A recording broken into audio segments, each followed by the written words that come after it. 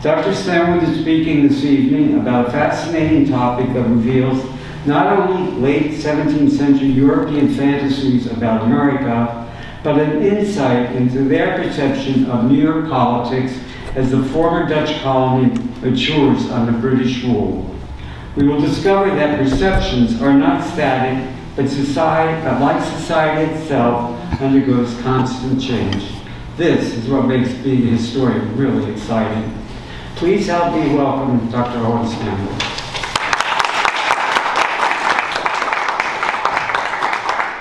Thanks so much, David. It's a real pleasure to be here. I've been following the Leisler Institute since it was founded. I think before it even moved to Hudson when I was a grad student, way back decades ago. And it's a pleasure to actually finally be here and be able to see it. And thanks also to Brenda and to everyone at Hudson Area Library for the warm welcome. Today I want to tell a story about a story and about a storyteller. And I want to think more broadly on the role of stories in history and how stories reflect or do not reflect what actually happened in the past. I also want to talk about lies and what we as historians do when we encounter them. But the story I'm focusing on today is a peculiar one. It is about pirates and Indians and unicorns and cannibalism, among many other things. It also concerns Jacob Leisler and takes place partly in early New York, which is my excuse for coming to talk about it here. But I want to begin not in New York, but across the ocean in France in order to set the scene. It's the early months of 1700 in the naval port town of Brest, which you can see here on the right. This is the chateau there. The royal intendant received interesting news. A prisoner in a nearby jail was telling stories. The jail is there in the town of Landerneau on the left. The man was around 40 years old, and he claimed to be a Canadian named Mathieu Sagean. He had recently arrived in Brest and signed up as a soldier in a regiment, but he had quickly run afoul of the law for reasons we do not know. Once in jail, he started telling anyone who would listen about his rollicking adventures, which over the last 20 years had taken Sagean from Canada into the heart of North America and later across both the Atlantic and Indian Oceans and back again. There was one episode in his travels that really stood out. His visit to a Native American kingdom located somewhere in the interior of America that he called Acaniba, a place of unimaginable wealth ruled by a powerful king who traded gold with Japan. This story briefly made Sagean a very popular man with the French imperial bureaucracy. Plucked from his prison, the intendant put Sagean into a very different and presumably more comfortable confinement in the Chateau de Brest, there on the right.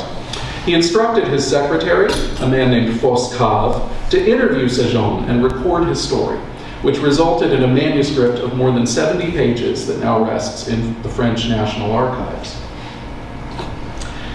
Now, when I stumbled on a version of this narrative on a trip to Paris a couple of years ago, I was utterly fascinated. Of course, I gravitated towards the details on the Acaniba, unlikely as they were, but there was another more obscure part of Sagean's story that also aroused my interest. After returning from the American interior, he had allegedly spent years in British America, where he arrived around the year 1689. He wandered from Maine to Delaware, and along the way witnessed a lot of the political turmoil in the colonies which surrounded England's glorious revolution, including, relevant to our purposes today, that in New York during the rule of a governor that he called Linsselaer. Now, I wrote my first book on the colonies during the time of the Glorious Revolution, as you just heard, and I thought I had already read most of all the relevant sources, so finding a new one was very exciting indeed. I took furious notes as I worked through the pages of Sagean's narrative about the English colonies, hoping to find new insights. Now, after reading, though, I became a little bit disappointed, but mostly just puzzled. Sagean knew a lot about British America, from its geography to the names of particular notable people, not just governors, but judges and leading merchants. But his chronology was all wrong. He placed some people in places that they could not have been, and he completely botched the timeline of the war between Britain and France known as King William's War. Some of the details in Jacob Leisler's life, as we will see, were either incorrect or just quite unlikely. In short, it became clear to me that Sagean was far from a reliable source on Anglo-American political events, which perhaps was not surprising for a narrator who was most famous for inventing a vast native kingdom somewhere in present-day Nebraska. But once I realized that Sagean was not telling the whole truth, that only made me more interested. How did he get his knowledge? And what did the stories mean?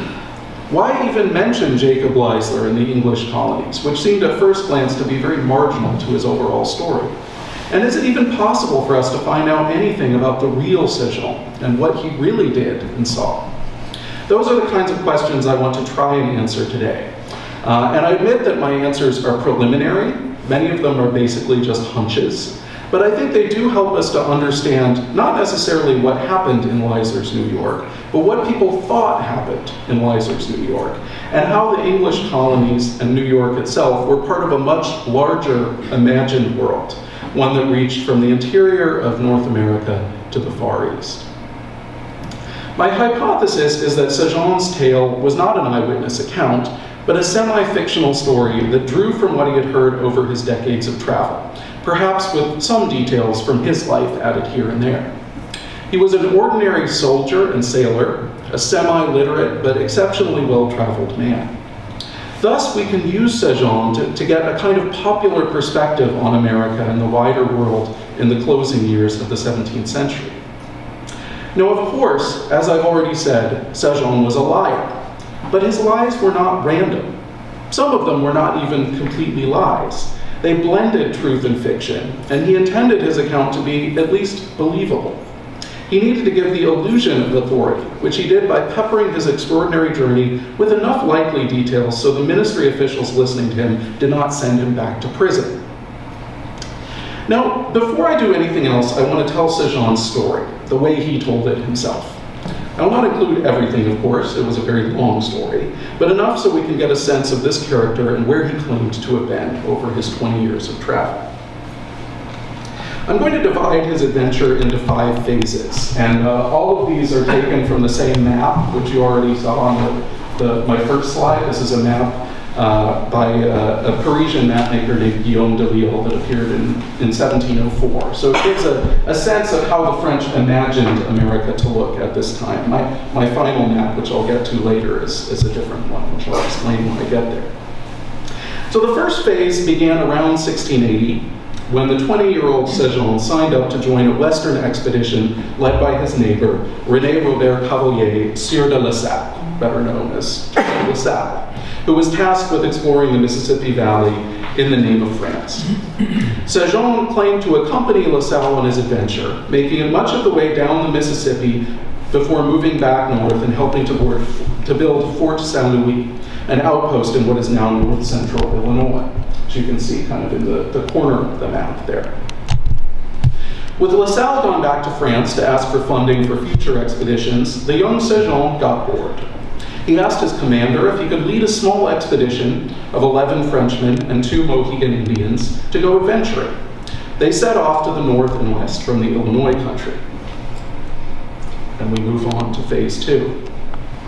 Ascending the Mississippi in canoes, the men eventually took a west turn on a smaller river. Then, while hunting one day, they found something extraordinary, a river running the opposite way towards the South Sea, or Pacific. The French had long been looking for a way to that fabled ocean, and Sagean seems to have found it. The men enthusiastically continued west. Soon they did find something remarkable, but it wasn't the ocean. It was a massive native kingdom, which Sagean called Aconiba. The men spent over 6 months living there, and Sagean described it in great detail. Aconiba stretched for miles. It included a large capital and many smaller towns, and it was ruled by a king named Hagazin, who claimed to be a descendant of Moctezuma, the conquered Aztec emperor. Like his ancestor, Hagazin was surrounded by riches. The central square of the capital contained golden statues of the kingdom's founders, one of whom was riding a unicorn. The royal palace was also embossed with gold, which was indeed the kingdom's main trade good. They outfitted vast caravans of bison, who, loaded down with gold, went west to trade for iron with a distant nation that Sagean assumed to be the Japanese. Now, beyond all the gold, Akanibo was a paradise. It was always temperate, everything grew there, and the king absolutely loved the French visitors. He regaled them with feasts and offered them women. Sagean claimed that he refused the king's offer of his teenage daughter in marriage.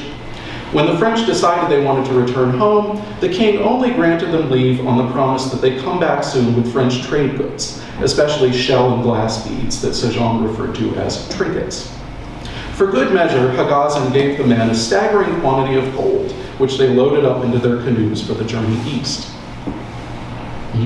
Thus began the third stage of Sagean's adventure, when things started to slowly go wrong. The men were in no mood to share their treasure or make anyone aware of it. They kept a low profile when they moved through several French outposts and took the back way to Montreal, but when they arrived, they found the city in distress. The nearby village of Lachine, which happened to be Sagean's hometown, had been struck by an Iroquois raid, killing his entire family and dozens of others. Mathieu and his returning companions went off on a brief raiding expedition to avenge their brethren before setting off again up the St. Lawrence. They hoped to find a ship that would take them to France, where they could presumably live well on their treasure. It didn't happen. Instead, they got captured, somewhere off the Acadian coast, by an English pirate named Will Mason, or William Mason. Sagean had a very difficult time with English names. Mason tortured the men into revealing their treasure, killing more than half of them in the process. Sagean himself withstood the assault and somehow managed to hide some of the gold in his hair, which became the last of the treasure to remain. Mason eventually dropped the French survivors off the coast of Maine during the winter, barely clothed. Depending on the generosity of Wabanaki and English villagers, they made their way to Boston. The governor, Edmund Andros, attempted to enlist them in his assault against the Wabanakis in the French colony of Acadia, but being faithful French subjects, the men refused, and eventually got a passport from a local judge to leave, first to Newport and eventually to New York. In that colony, things got even more interesting. They met the governor, who Sagean identified as one Linsselaer, a Swiss merchant, and Sagean told him the sad story of how Mason had menaced them and taken their treasure. Leisler seemed sympathetic at first, but it was all a ruse. In fact, Sagean soon saw Mason himself, the pirate, on the streets of New York in the company of a woman who turned out to be Leisler's own daughter, who was allegedly his lover. More than that, Leisler had signed Mason's commission and was probably a beneficiary of part of the treasure. Clearly something was rotten in New York. In the meantime, Leisler sent Sagean upriver to Albany to participate in a treaty session with the Iroquois. He said he did so because Sagean spoke the Iroquois language, but the Frenchman believed it was just a way to get him out of New York, to keep Leisler's ties to the pirate Mason from becoming well known. Sagean said yes, so he could attempt to win the freedom of some French prisoners. He was able to succeed with a few, but the Iroquois killed and ate some of them in front of the horrified Sagean and the other emissaries, pledging their eternal hatred for France. Disappointed in his lack of success, Sagean returned to Manhattan. At this point, English politics caught up with him. A new governor arrived in New York, along with the news that England and France were now at war. Governor Leisler, according to Sagean, resisted handing power to the new governor and paid for it with his life. The new ruler, Henry Slaughter, interrogated the French, who told him all about Leisler's ties to piracy, but he refused to let the men go, instead putting them in prison in New York's fort. There they would stay, he said, until the war was done. Things became worse for Leisler when Slaughter unexpectedly died and was replaced by a new commander, who mostly forced the French prisoners to stay in isolation. Nonetheless, Sagean did have one interesting visitor in prison. It was one of the sons of the leading merchant Frederick Phillips. Sagean told the younger Phillips about his discoveries in the West, and the merchant made a proposition. He would furnish a fleet of ships to take Sagean to the mouth of the Mississippi, and from there into the interior, back to Akaniba. Together they would start a new colony, establish trade with King Hagazin, and become very, very rich. Of course, Sagean refused Phillips's kind offer. He was, as I said, a loyal French subject and would never lend his talents to a rival power.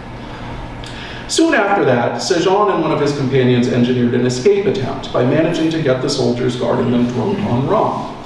There was a lot of drinking in Sagean's area, and it usually didn't end well. With the aid of an enslaved woman in New Jersey who helped them steal her master's canoe, they made it to Philadelphia and then to Newcastle, Delaware, where they bought a boat. Somehow Sagean had still had some of that gold that he had squirreled away in his hair a couple years earlier. On the way back to New France, though, bad luck struck. They got taken by an English pirate, again. This one, whose last name was Cross, was not as cruel as Mason. He just brought Sagean and his companions onto his crew, not willingly, in Sagean's report, and soon they were off pirating. So begins the last phase of Sagean's adventures, which requires me to use another map, because as you can see, he went pretty much everywhere. This was the longest in terms of time and distance, but I'll go through it fairly quickly. Cross raided around the Caribbean and in the Azores and Canary Islands, where they unfortunately plundered a ship carrying wine. The silly pirates then became very drunk, here again we see the dangers of alcohol, and wrecked their ship. Sagean ended up with a few survivors on a sandbar where he once again witnessed cannibalism. This time it was his pirate companions who tried to serve him broiled pieces of one of their Irish companions, claiming it to be turtle meat. Sagean wisely refused, and eventually they made it to the Cape Verde Islands, where they took up with yet another privateer, this one a Frenchman named Leger. This ship was in turn defeated by a New England pirate named Glover off the African coast, who then forced Sagean to join his crew and go pirating in the Red Sea and the Indian Ocean. Eventually, Sagean escaped this pirate, had some adventures in India that I won't get into, and joined a British East India Company ship heading east. After yet another shipwreck, this one on Taiwan, Sagean finally found his way back to London, arriving there in 1699, and soon continuing on to Brest. His treasure gone, and having little to show for his years of piracy, Sagean signed up with a Marine regiment, hoping to find some way back to America. Then he ended up in prison, and then in the Intendant's chateau, where he learned that his story could be as valuable as any treasure. Now, for the historian looking at Sagean's narrative, the first question is pretty much the same one that officials in the French Ministry of the Marine were asking. Could this be true? I'll tell you a bit later what the ministry thought, but first I'll go through my own assessment, guided by my knowledge of the period and the good work of some other scholars who have sought to follow up on some of Sagean's claims. The summary answer is that there is a little truth and a lot of lies, but to get more specific, we have to return to the 5 stages of the journey I mentioned before. Stage 1 was perhaps a little true, but it's hard to tell. There's no record of a Sagean family in New France's vital records, which are really quite good, and no one by that name is recorded as being with LaSalle in Illinois. And there are some mistakes in Sagean's timeline of the events of LaSalle's expedition. But for reasons that I will get into, it is possible, maybe even likely, that some of those adventures really happened. Stage 2, the trip to Aconiba, was obviously a fabrication. No such place existed or could exist in the American West, and Sagean seems to have pieced it together by drawing on popular tropes from European legends, mixed with a name, Coniba, that appeared on many American maps. With the trip to Aconiba being fiction, the trip home, stage 4, must have been mostly made up as well, but maybe with a few glimmers of truth. Jumping ahead a little bit, the final stage, stage 5, seems to have been mostly true, especially the later portions. We can verify much of it. The pirates and privateers he mentioned really existed, and we can even confirm the itinerary of the East India Company ship he took back to London. So of all the parts of the narrative, Sagean's adventures in the East are the most likely to have happened more or less as he reported. That leaves stage 4, the trip to the British American colonies. On one hand, Sagean's knowledge of Anglo-American geography and politics was quite good. He got the place names right, although he frequently mangled the English and Dutch names. He knew the names of officials, from Edmund Andros, the governor of New England, and Benjamin Bullivant, the Boston judge who gave him a passport, to Leisler and Phillips in New York. Such in-depth knowledge would suggest that Sagean did not just invent his travels there. But looking deeper, the story quickly falls apart. Let's look at chronology. Sagean claimed he returned to Montreal right after the Iroquois attack on Lachine. That event happened on August 5th, 1689.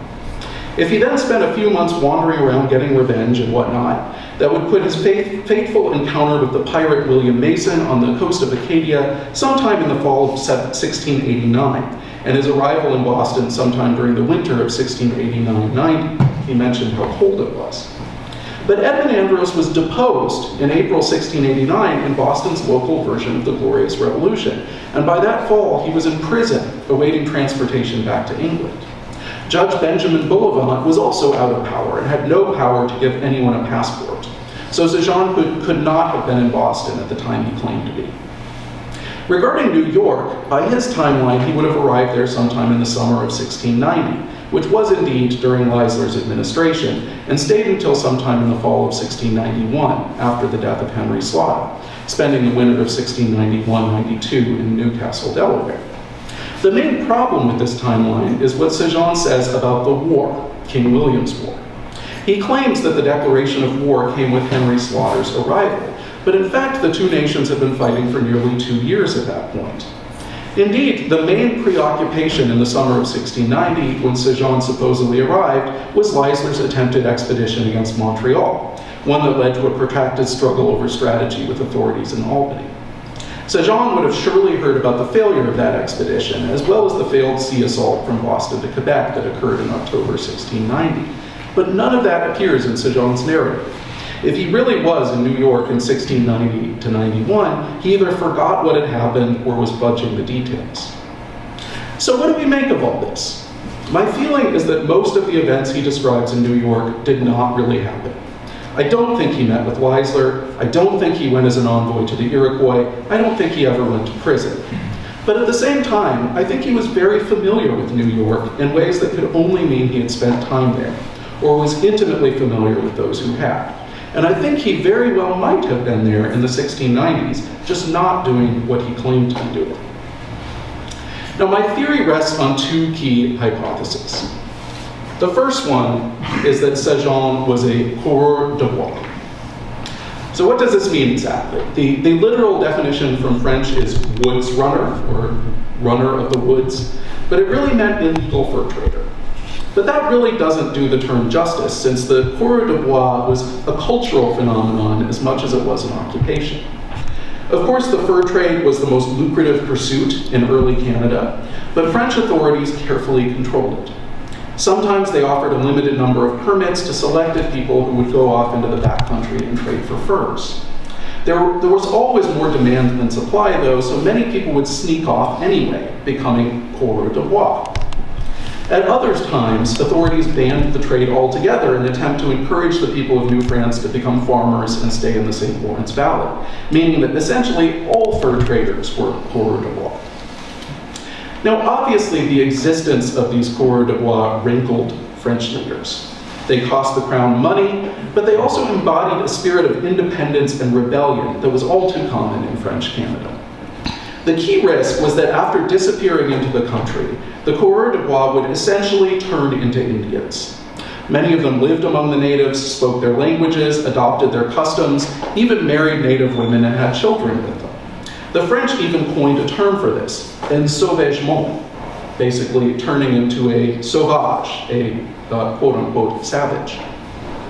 To show this process and the worry it caused, look at one incident from Fort Crèvecoeur, which was the predecessor of Fort Saint-Louis, where Sagean was stationed in Illinois.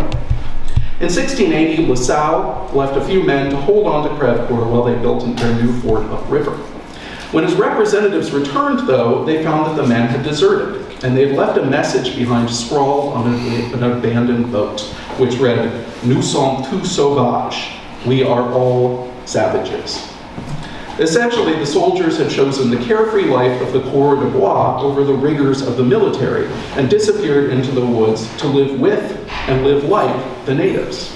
This was not an unusual choice among LaSalle's men, who had in-depth knowledge of the West and Native American customs.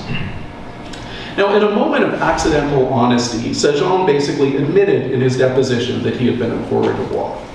On the supposed return from Acaniba to Montreal in 1689, he noted that the governor of New France had issued a pardon for any coureur de bois who would return home, implying that they were in part responding to that invitation. Beyond that, he gave all sorts of signs that he was a coureur de bois. His narrative repeatedly demonstrated close familiarity with native customs, and he identified his French-Canadian friends not with their given names, but their Algonquin nom de guerre, which demonstrated what the French would have called un sauvagement. Sagean's name was routine, which he said meant the wind. He wasn't that far off. The actual word is notine. It is worth considering if Sagean was one of the self-proclaimed sauvages who had deserted from Fort Crèvecoeur in 1680. If he had really been among LaSalle's men, he would have at least known these people. The leader of the gang, a soldier named Martin Chartier, took up with the Shawnees and married one of their women, spending years traipsing around the Ohio Valley before showing up in Maryland in 1693. The arrival of a Frenchman and his native friends during the height of war between Britain and France set off some alarm bells, but he was not there to fight, but to trade. Like many coureurs de bois, he was drawn to the higher prices the British would pay for furs, and he soon set up a partnership with Pierre Biséon, another Frenchman who had served in the West, but by the early 1690s had set himself up in business in Pennsylvania. Now, we of course have no idea if Sagean knew these two characters, but there are some small pieces of evidence in the narrative that he might have. First, Sagean seems to have stolen a family story from Martin Chartier. Sagean claimed that when he returned to Canada in 1689, he found that his family had perished in the Lachine massacre. This is puzzling, since there's no demographic source linking Sagean to Lachine at all, and no one in the list of casualties who seem like they could be his family. The person who did lose family in the assault was Martin Chartier, his father and two brothers. We have no evidence that Chartier attempted to avenge them, but his movements during that time period are somewhat mysterious. It is altogether possible that Chartier told Sagean the story of his lost family members, and Sagean simply adopted it as his own. The second tidbit concerns the town of Newcastle, Delaware, where Sagean spent his last winter in English America before going off on his global adventure. Pierre Biséon, Chartier's partner, eventually settled in Newcastle, along with a few other French people active in Western trade. If Sagean was indeed there, it's hard to imagine they didn't have some connection. But what does all this have to do with New York? Well, Biséon and Chartier's partner in this business was another Frenchman named Gédéon Petit. Originally a Protestant from La Rochelle, he had converted to Catholicism in order to move to New France during the 1660s. He moved to Montreal, where he was employed, according to the governor, in running a house of ill repute. Aside from his main job, though, Petit seems to have contracted heavily with coureurs de bois and trafficked in illegal furs. In 1687, he decided to go into that business full-time and abandoned Montreal for Albany. The reasons were twofold. Petit and his partners, Biséon and Chartier included, could get much better prices for their furs in Albany than in Montreal. Second, Petit was a Protestant, and he could freely practice his faith in New York. During the 1680s, authorities back in France had begun to persecute Protestants, leading many of them to flee the country. New France was a little different. Protestantism had not been legal there for decades, but many Huguenots lived there anyway, mostly keeping quiet but well known to authorities. Now that persecution was on the rise, more of these people were leaving, and the relatively easy canoe highway down Lake Champlain was getting more and more crowded. All of this meant that New York was filled with French people in the 1680s, both former coureurs de bois, religious refugees, and some people who were both. For a coureur de bois like Sagean, New York was an important market, and it was filled with friends and acquaintances. It is unlikely that someone like him would not have spent time there as a visitor or even a temporary resident. And even if he didn't, he undoubtedly heard stories of the place, including the twists and turns of its politics, which surely affected the fur trade. Thus, it is not surprising that Sagean could have given Foscave, the secretary, a pretty accurate rendering of events in the colony, even if he had not been there to witness them all. So that's my first big hypothesis, that Sagean was a coureur de bois, and that brought him to New York. But my second hypothesis is in some ways more important in terms of the type of information he had about the colony. In addition to being a coureur de bois, I believe Sagean was also a pirate. Or at least he served as a crew on pirate ships. It was this occupation of very deep, dubious legality that took him around the world in the 1690s, and it was also how he got much of his knowledge about New York, which might be seen as one of the centers, if not the center, of the piratical world at that time. Now, Sagean admitted that he spent a lot of time with privateers and pirates. There were 4 separate stretches. The first with William Mason, who supposedly took him and his friends prisoner and terrorized them. Then with John Cross, who essentially forced Sagean and his one remaining companion to join his crew. The Frenchman Leger, who came across the desperate Sagean in Cape Verde and brought him aboard his ship. And then Richard Glover, who defeated Leger in battle and then took his crew as his own. Some of this may have been true, but I think Sagean also told one very big lie. He tried to portray himself as a reluctant pirate, but overall as a loyal French subject. He repeatedly noted his refusal to serve in expeditions against his home country. This was almost certainly a lie. In fact, he spent most of the 1690s serving on privateering expeditions against France. Eager to hide this fact from the Ministry of the Marine, Sagean was very vague and evasive about his actual activities on his world tour. But I think we can read between the lines. The most interesting thing about Sagean's pirate stories is his ability to correctly identify so many privateers and pirates. All four of the captains in question can be traced in other sources, and operated roughly in the places and the times that Sagean placed them. I will focus on two of them, the first and the last, because they best demonstrate the links between the pirate diaspora and the colony of New York. First, the tyrant William Mason. We don't know much about his origins, but he did in fact receive a privateering commission from Jacob Leisler in May 1690, during the early stages of the war. His first activities under the commission were to raid ships off the coast of Acadia, which seems to have been a common pursuit during the period. In fact, New France's governor, Frontenac, mentioned that a pirate was raiding off the coast even in the fall of 1689, in the same letter when he told his bosses in France about the Iroquois raid on Lachine. Who knows if that was Mason? It would have been before he received his commission, but we do know that he took 6 French ships in the summer and fall of 1690, including one called L'Espérance, which he then registered with officials in New York. After 1690, much of the action in the war moved south into the Caribbean and then across the Atlantic, and Mason seems to have followed it. By 1693, he, like many of the privateers and pirates associated with New York, was spending most of his time in the Indian Ocean, where the line between privateering, which was supposedly sort of legal, and outright piracy, which was certainly not, got very blurry. The Indian Ocean pirates established a base of operations on the island called Sainte Marie off the coast of Madagascar, and raided Mughal and Arab ships from the Red Sea to India. The most famous of these pirates was a man named Henry Avery, whose 1695 capture of a Mughal ship taking pilgrims to Mecca made him the world's most wanted fugitive. Mason was an associate of Avery on his expeditions. It is very possible that Sagean told the truth about being captured on the coast of Acadia by William Mason. Perhaps he was a passenger or crew member on the L'Espérance in August 1690, or one of the other ships. But the pirates certainly did not torture Sagean in search of a treasure that didn't exist. The descriptions of Mason's cruelties sound like they were clearly inspired by the reports in the recently published book, The Buccaneers of America, which remains the most famous description of piracy.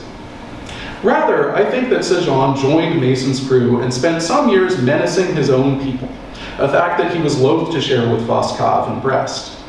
If he served under Mason, Sagean would have known about his commission from Leisler. Did the captain or some of his men also share bawdy stories about how Mason had not only secured the commission, but also romanced Leisler's daughter? That sounds like something a pirate might do, whether or not the story was true. Sagean could have followed Mason on his adventures in the Indian Ocean, but it's more likely that he simply linked with the itinerant pirate and privateering crews that operated out of New York and eventually left for the Caribbean and the East. Sagean's final pirate captain, Richard Glover, was another member of this network. Like Mason, Glover worked as a privateer during the war, but his commission came from Benjamin Fletcher, who took over as New York's governor after the death of Henry Slaughter in 1692. There was probably no executive in the empire more willing to promote piracy, which became something of a scandal after Fletcher left office. Like so many others, Glover seems to have combined semi-legitimate attacks on French ships with very much illegal ones on everybody else. And he also spent time in Madagascar, just as Sagean reported. We have no outside confirmation of Glover's battle with the French privateer Leger, which Sagean supposedly witnessed, but it seems plausible. A deposition places Glover in Madagascar in August 1695, which would seem to match Sagean's chronology. By the end of the decade, both Glover and Mason seem to have died. Piracy in the Indian Ocean was a deadly business. So it makes sense that Sagean would have moved on to other employment, taking up with the British East India Company ships in a quest to make enough money to get home. It was not at all unusual for mariners to move back and forth from legitimate to illegitimate employers. In fact, William Mason himself signed on with the East India Company for a time. And surely Sagean had picked up some relevant skills in nearly a decade on the sea. There are two more clues that suggest Sagean's pirate ties. One is his story about Frederick Phillips's son visiting him in prison and proposing a joint venture to find the Akaniba treasure. Phillips was one of New York's richest merchants, if not the richest, and was well known to be a primary benefactor to the New York pirates, who paid him off generously. He also had trading links to the French in Acadia. He had 8 sons, so it's hard to know which one Sagean was referencing, but several were also involved in their father's business activities. While it's unlikely that a common crew member would have known Phillips, any New York pirate would have known his name and history. Finally, there's one more mysterious piece of information that suggests Sagean's pirate links. When Sagean's story began circulating around Brest in early 1700, a local merchant captain came forward with some interesting news. Sometime around 1697, the merchant, whose name was Belessieu, had been on the French island of Martinique, where he encountered a strange man telling a story. A tale about discovering a city of gold in the American interior, of being captured by a pirate, of escaping from prison in New York and then being forced on to yet another pirate crew. He had managed to escape on the island of Antigua, stole a canoe, and eventually made it to Martinique, and he was now seeking passage to France. Now, when they heard this story, ministry officials thought they had found trace of one of Sagean's companions, someone who could verify his story and prove that Akaniba really existed. But there's a simpler explanation. This was Sagean himself. His years on pirate crews took him on a rollicking back and forth journey from North America to the Caribbean, to Africa, Madagascar, and India, and back again. Belessieu left port without the strange passenger and didn't think much of him until he heard similar stories back in Brest in 1700. Rather than going back to France, the man must have signed on to another privateering crew, heading back to the Indian Ocean for the final journey that would take him to India, China, and eventually to Brittany. So according to my theory, Sagean spent the better part of 20 years on the wrong side of the law. He came of age as an illegal fur trader working between empires in an open defiance of French imperial policy. No surprise then that he would also be tempted by piracy, a sure if dangerous way for a young man to make some money. These years as a coureur de bois and as a pirate brought him little stable wealth, but lots of information, which allowed him to fabricate a life story that avoided all the inconvenient details about how he had traipsed back and forth across empires. Instead, he just made up that he spent a few years in the English colonies, giving just enough details to sound credible and stressing his faithfulness to the land of his birth. The coureur de bois turned pirate became a royal Frenchman, just trying to share news of a fabulous treasure with the king and his ministers. So now that I've revealed my theory, well, most of it, what happened next? Foscave sent Sagean's deposition to Versailles, and various officials and America experts began debating its veracity. These men were not idiots. They could tell that this guy might not be everything he claimed to be. But the existence of Belessieu's confirmation gave them pause. If there was any chance that Akaniba might be real, the French wanted to be the ones who found it. So Sagean was transferred from Brest to Rochefort, where he faced questioning from a man named Pierre Lemoyne d'Iberville, who was a Canadian military leader who was in the process of founding the colony of Louisiana. The interview apparently created more doubts, but Sagean performed well enough to earn a one-way ticket to Louisiana to help plan a new expedition to Akaniba. The intendant of Rochefort admitted that it was possible Sagean was lying, but even if he didn't find Akaniba, he would probably find something else. In May 1701, Sagean arrived in the brand new French outpost in Biloxi. Once there, the mask quickly came off. Many people in Biloxi had deep experience in the West, and they poked holes in Sagean's story. And soon he was in custody once again, this time in the commander's headquarters. Moreover, many of the people in Biloxi did remember the newcomer, but they didn't remember him as Mathieu Sagean. He had been an engagé in the West, and engagé was basically an indentured servant in the French Empire. But he had gone by a different name, the name Marmont. Now this new name, this new clue, will allow me to present my last piece of circumstantial evidence. As I said, there's no record of anyone named Sagean in the Canadian archives. There is no Marmont either, but there is a Marmont, which given 17th century orthography is probably close enough. His name was actually Pierre Montgeras de Marmont, with the D, D-I-T, meaning that Marmont was his nickname. It apparently referred to his hometown, which was in Guyenne, just up the Garonne River from Bordeaux. Montgeras arrived as a soldier in New France in the late 1660s and married a woman named Marguerite David in 1674. 4 years later, we see him in the colonial records of New York. Along with his father-in-law, Montgeras led an expedition to return several English prisoners who had been captured by French allied Native Americans. On their arrival in New York, Montgeras and his father-in-law revealed to the English commander that they wanted to move to the colony. They didn't say why, but apparently the David family, including Montgeras's wife, were Protestants. Soon almost all of the Davids, including Montgeras himself, had relocated to the Hudson Valley, settling at first in the town of Kingston.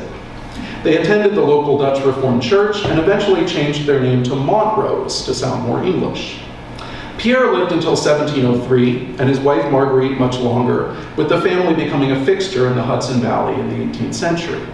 Marguerite's father, Guillaume David, who was the one who had accompanied Pierre Montgeras on the original expedition to New York, ended up moving to Martinique, where he died in 1698.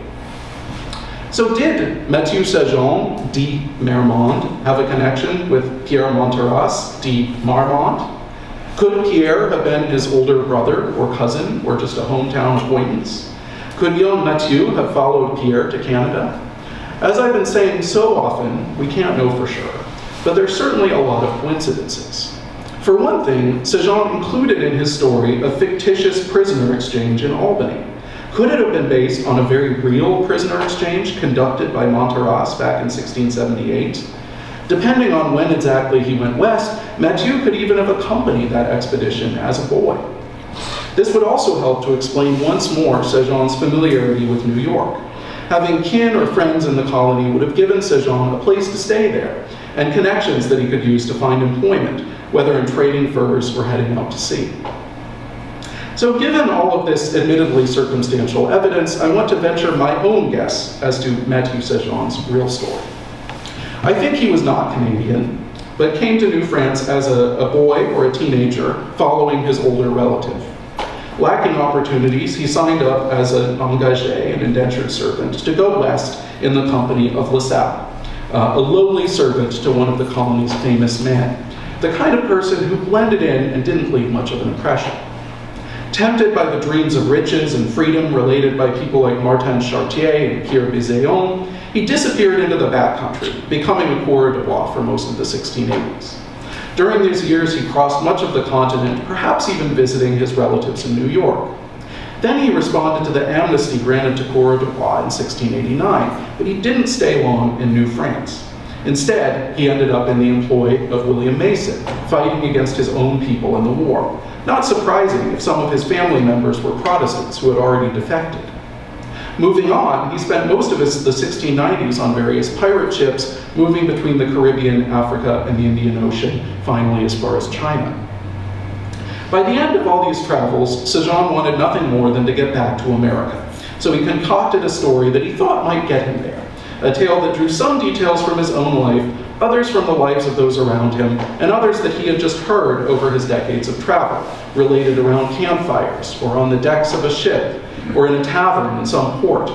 Once he told the story in Brest, he found that it did the trick. He did get his one-way ticket back to America. After 1701, we have only two more traces of Sagean. One came from 1717 in a map of the French town of Mobile, which you can see here.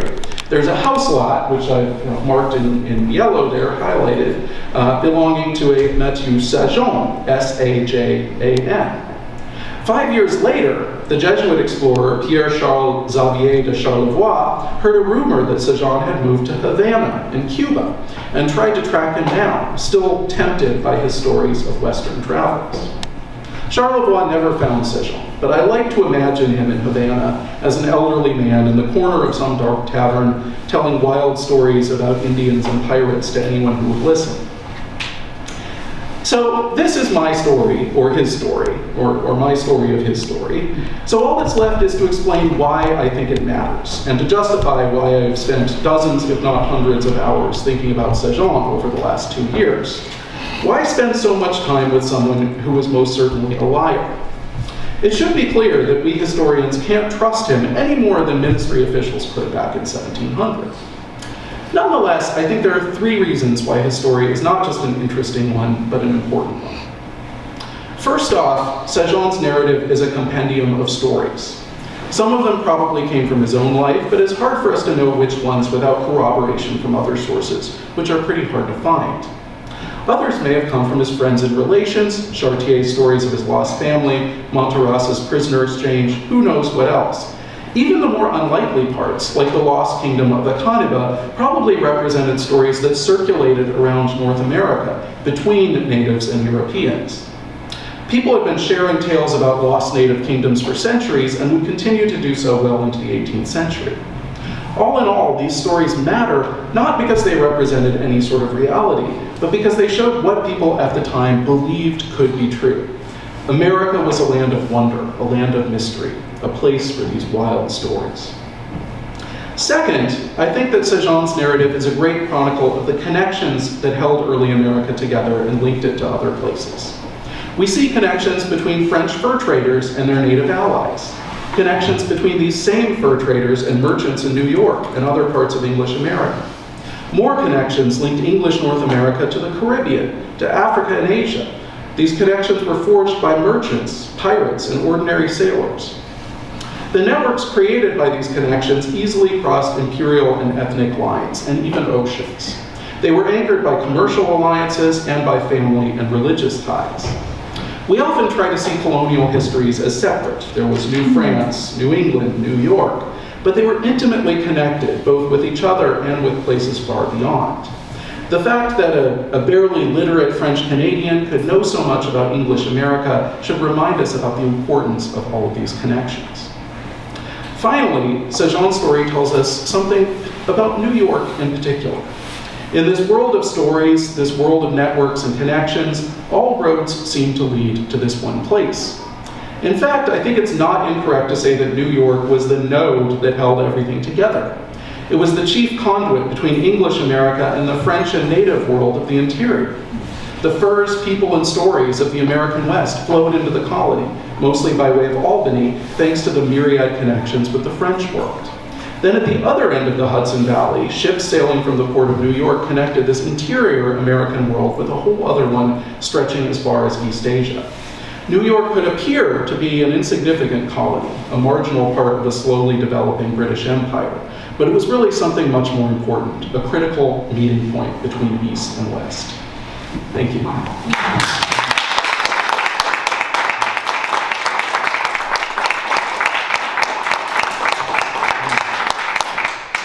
I'm happy to answer some questions if anyone has them. Whoa. So, Yes. you know, in his look for, what was the place he was looking for in gold? Coneva? Yeah, what about Coronado and his searching 150 years earlier, looking for the same pot of gold in the same area? Yep. Yes.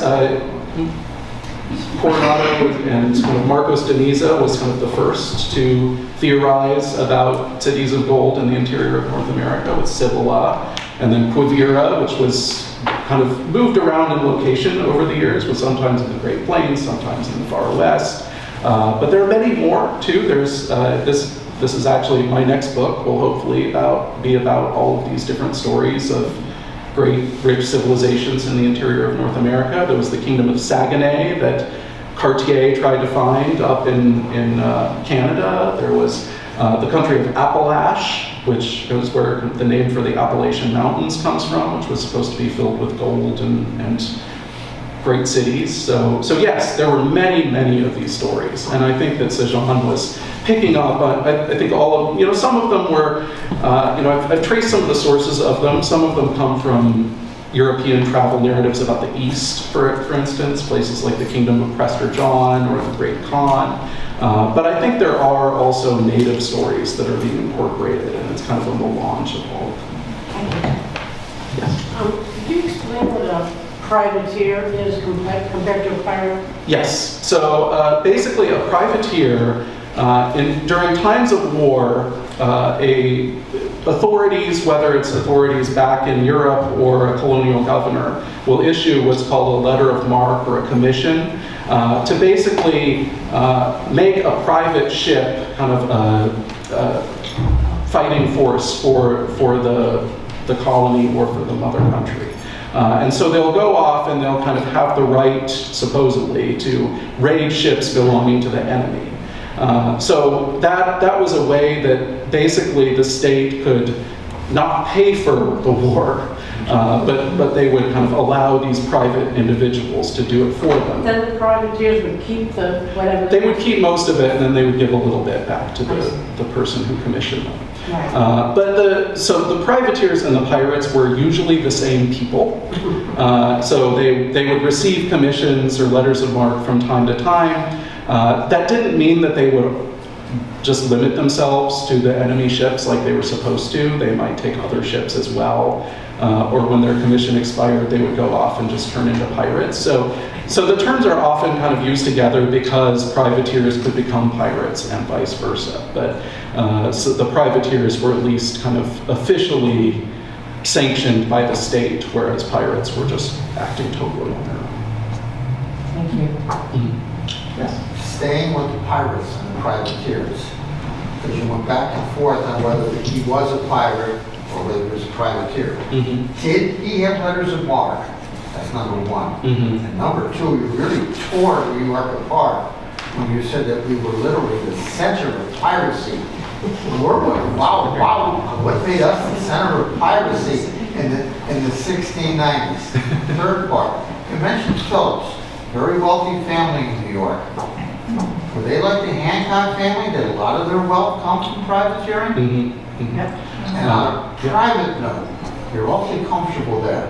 Are you literate in the French language? Did you do a lot of the studying that you would have had to do for your book, actually doing in French Mm-hmm. as opposed to English? Mm-hmm. Yes, all of these sources are in French. Wow. Like Sagean's narrative, there have been small parts of it that have been translated into English, but the longer one is only in French. So yeah. So why were we the center of piracy?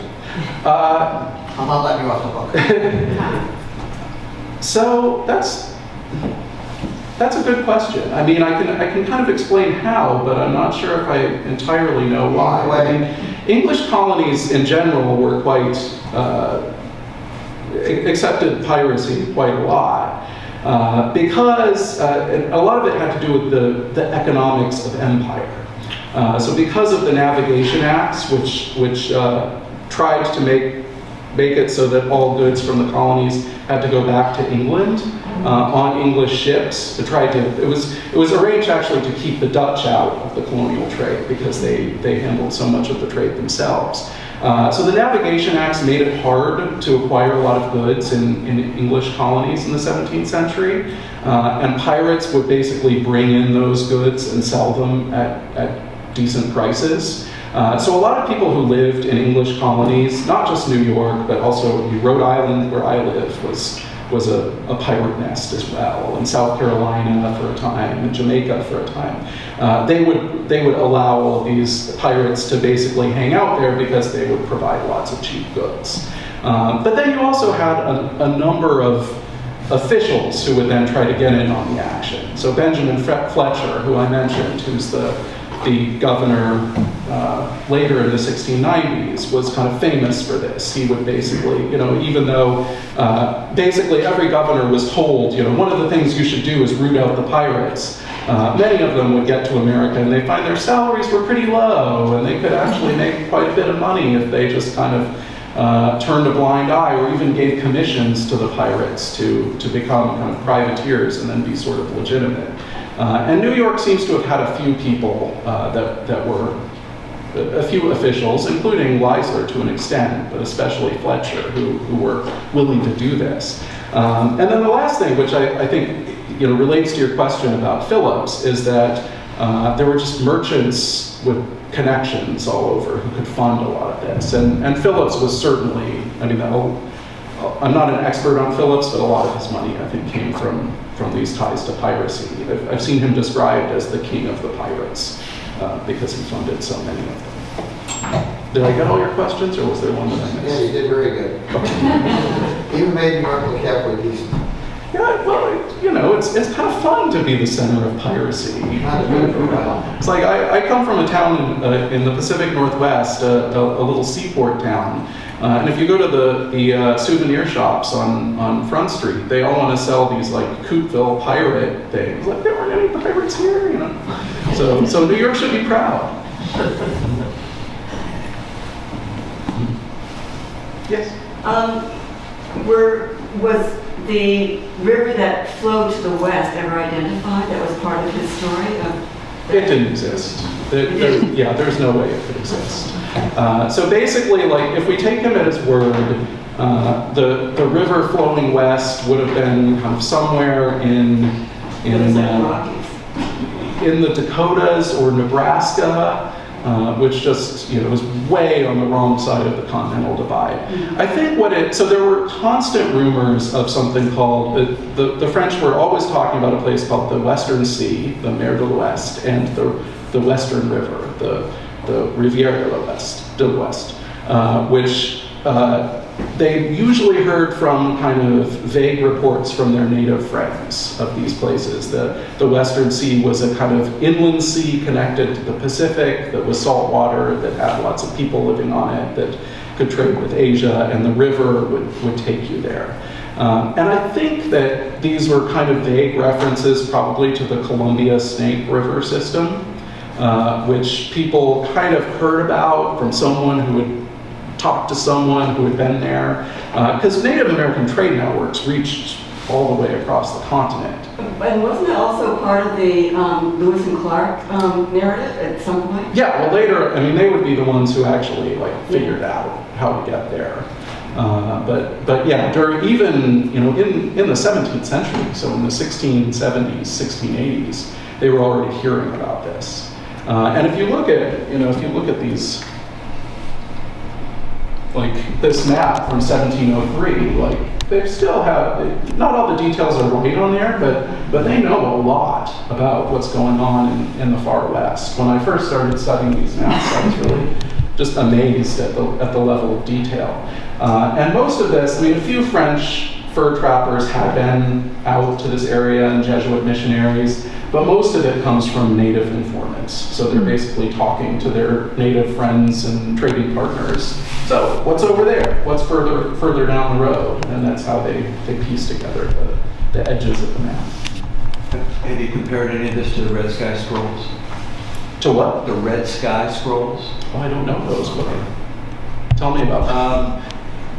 Wow, now I'm gonna, there's a scroll that was produced by from native notes that shows basically the same kind of path, and I think it dates to the early 1600s. Oh, okay. Yeah. I don't know that, but I'd like to know it.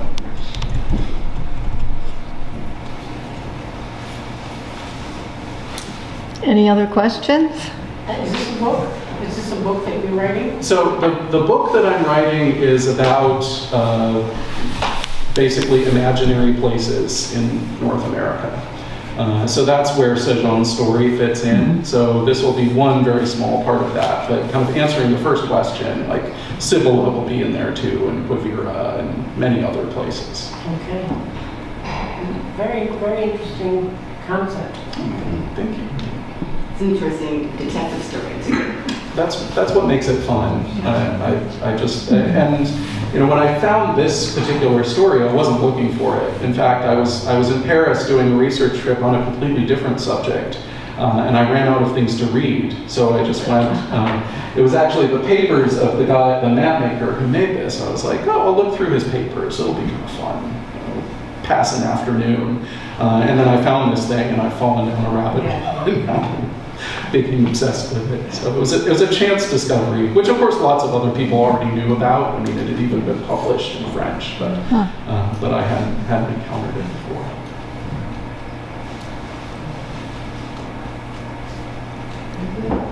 Good. All right, thank you so much, Owen.